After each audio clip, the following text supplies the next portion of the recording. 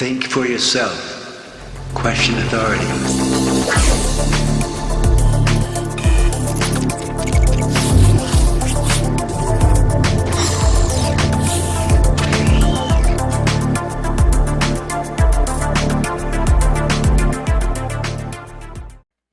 What's up guys, welcome back to another Metroid Dread discussion video.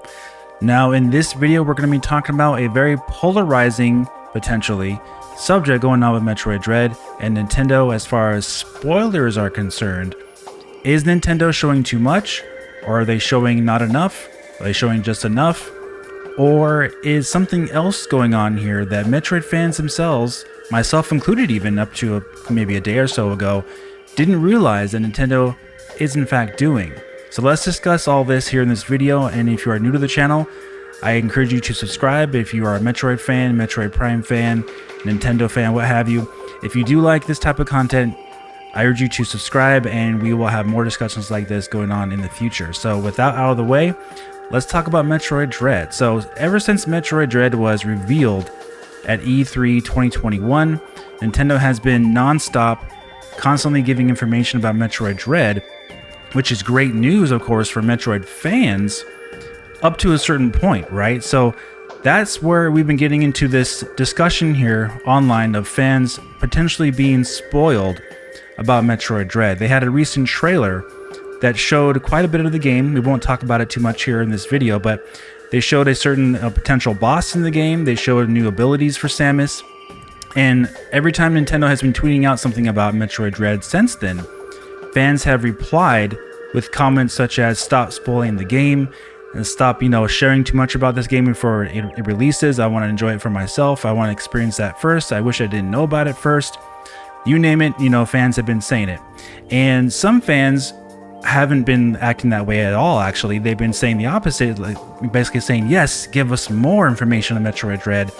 I'm not spoiled at all, as long as you don't talk about the story too much, I'm good. Show me as much Metroid Dread as possible. And for me, I've been kind of mixed on that approach. Like personally, I thought that maybe I do want to actually wait until I play the game to see some of these abilities, and especially the story aspects of Metroid Dread. So whether or not you think Metroid Dread is being spoiled or not, to you as a fan of Metroid is up to you to decide, and for you to think for yourself on about it. Nintendo, obviously is going to do what they were going to do, but I'm not going to decide for you, and no one else can decide for you whether or not you've seen too much of this game or not enough of the game, basically, at this point. And you could actually debate, factually, that Nintendo is in fact spoiling Metroid Dread by showing anything about the game at all. So if you're one of those people that doesn't want to see anything about the game whatsoever, then yes, the game is going to be spoiled for you. And that applies for any game that shows previews, any game that shows trailers, they show any gameplay, any thing about the story, any hints at all. People do consider that to be a spoiler in that sense. But in general speaking terms, for gaming in general, when they show games to their audiences, that is not really considered spoilers when they show gameplay and some story hints of where the direction of the game is going. Now, for Metroid Dread though, like I was talking about before, personally, as a Metroid fan, I would like to be surprised by the certain abilities and items and suits that I get in Metroid Dread, and of course by the story and by the bosses. So I do feel a little bit spoiled as far as what I'm to expect in the game for Metroid Dread, but I'm also really excited because I did get to see those things as well, and I'm going to be playing this game in less than 2 months, just over a month actually. So it's kind of like weighing the, that aspect of it for me. It doesn't really bother me that much, really, to be honest with you. I will be bothered though if Nintendo does, for some reason, show the ending of the game, which I highly doubt they will ever do. They basically never do that for any of their games that they release. And really, when you're a company and you're trying to promote a game, if you show the ending of a game, you're basically discouraging sales of that game.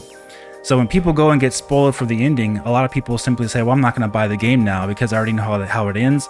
I don't care now. But obviously for Metroid, it's not really all based on story. Even though this game seems to be heavily based on story, we're going to find out a lot about Samus and Chozo and the origins of her with them, and maybe some backstory of how it's going to all play a part with Metroids and the X-Parasite. It's all very, very exciting there for the story in Metroid Dread. So obviously, Nintendo's not going to want to spoil the ending of that game for anybody, and I highly doubt it's going to happen.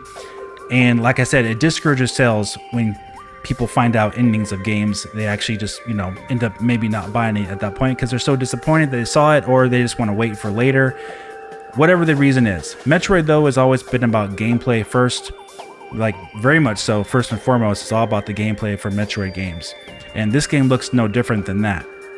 Now, I remember back in Metroid Prime 2, Metroid Prime 3, those games, they did in fact show quite a bit of the game beforehand, before you could buy it. You would see various different beams and, different abilities you could do because they were promoting the game, trying to get you to be excited to buy it.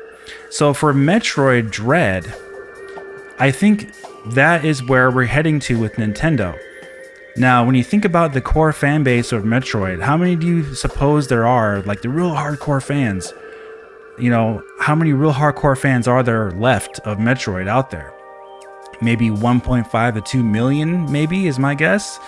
Maybe there's more. I really don't know, but maybe at the very least, there's about 2 million Metroid fans out there. Based on the sales figures of all the recent games in the past 20 years, the most any Metroid game has sold, I believe, is Metroid Prime 1 on the GameCube, which sold over 2 million copies. Even Metroid Prime 3 on the 100 million selling console, the Wii, sold only like 1.5 million or so on that console. So it is not the most mainstream or popular brand for Nintendo.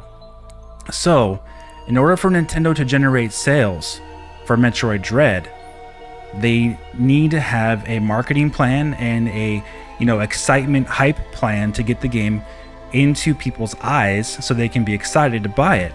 So I do think that's exactly the truth as to what Nintendo is doing here with Metroid Dread. Now, for hardcore Metroid fans, it may seem like a lot of spoilers, but the overarching big plan by Nintendo is as plain as day, and what they're doing is marketing. They want to market this game to as many people who have never played Metroid before, and they want to show you what you're getting when you buy this game.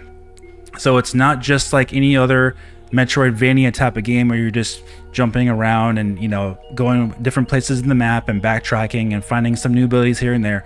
They're actually showing some things that are enhancing the game beyond what a lot of fans even expected for a Metroid game. They're adding all kinds of new abilities and returning abilities, and they're showing them in preview format in these trailers, real brief glimpses of what you can do in this game. And that's exactly how you market a game to people. People want to know what they're getting to a certain extent so they can get hyped and buy the game, right? So that's what Nintendo's doing here. I don't see anything wrong with that. And as far as Metroid fans being, kind of worried that Nintendo will spoil too much of the game for them, personally, in my opinion, I think that's fine. Like, they can spoil as much as they want as long as they don't spoil the whole story, right? In my opinion, in my viewpoint. And the reason is because if they have something really cool to show about Metroid Dread that will sell more copies of that game, I'm all for it. Because Metroid has been a dormant franchise for many, many years. It had suffered through a long drought of no games.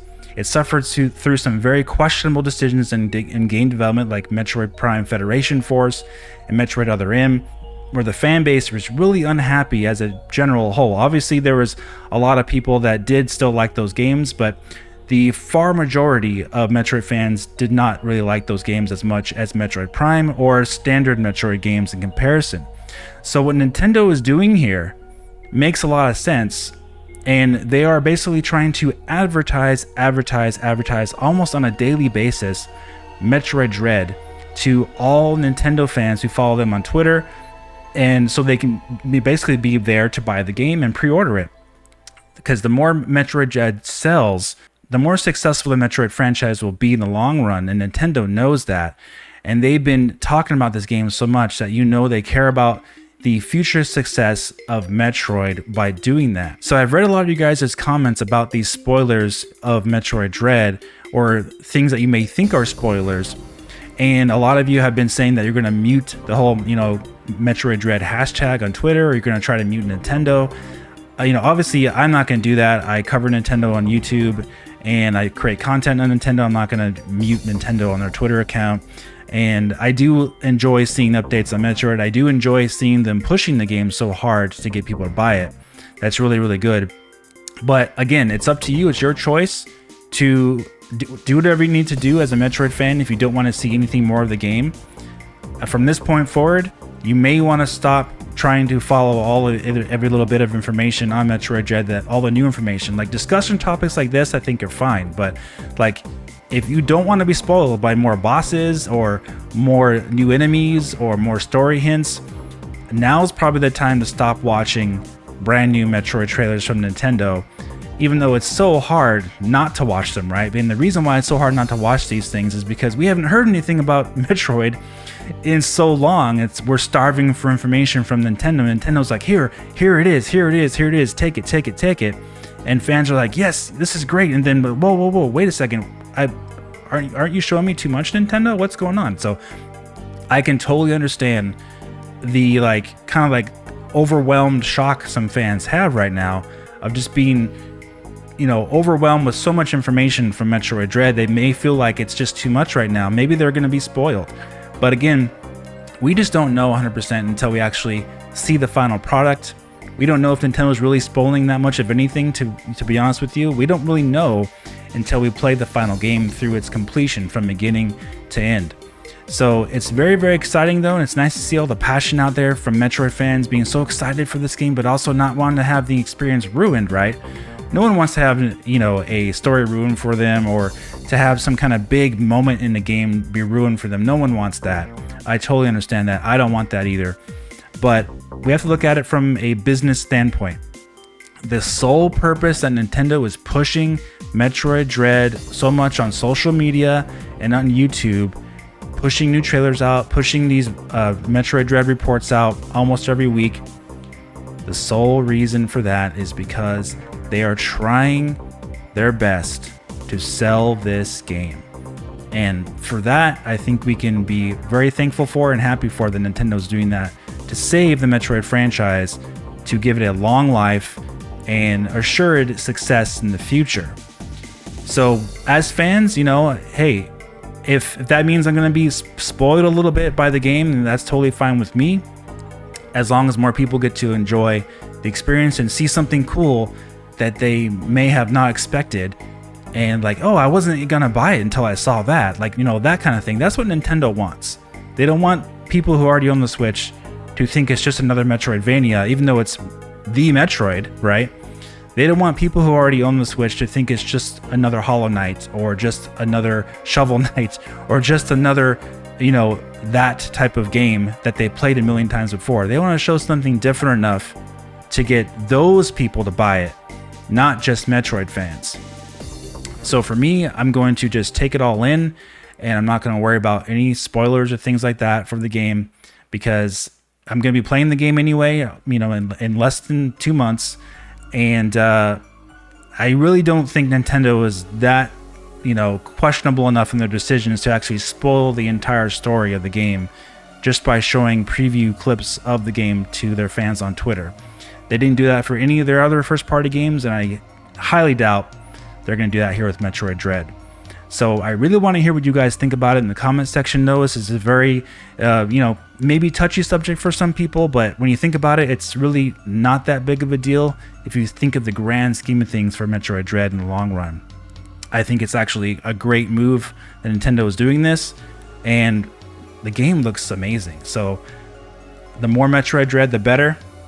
And I wouldn't worry about the ending being spoiled or anything like that, guys. So take that for what you will, and I hope you guys do enjoy this video. If you did, hit the like button and subscribe for more, and I'll talk to you very soon in the next video.